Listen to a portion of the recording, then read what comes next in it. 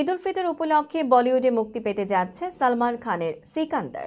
এরই মধ্যে প্রকাশ্যে এসেছে ট্রেলার, এমনকি অগ্রিম বুকিংও শুরু হয়েছে। এসবের মাঝে বিতর্কে জড়ালেন ভাইজান। তার বিরুদ্ধে ঢালিউড সুপারস্টার শাকিব খানকে নকল করার অভিযোগ উঠেছে। বিস্তারিত ডেস্ক রিপোর্টে।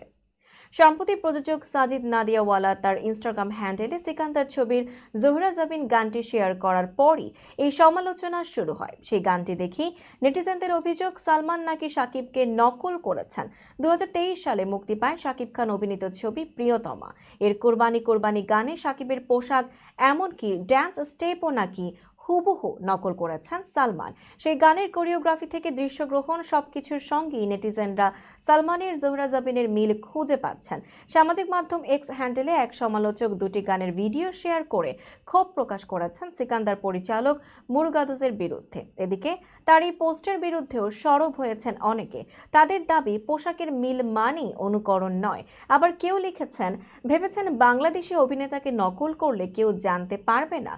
সপ্তাহ দুয়েক আগে মুক্তি পায় জোহরা জাবিন গানটি। প্রীতমের সুরে এটি গেয়েছেন নাকাশ আজিজ, লিখেছেন সামির ও দানিশ সাবরি।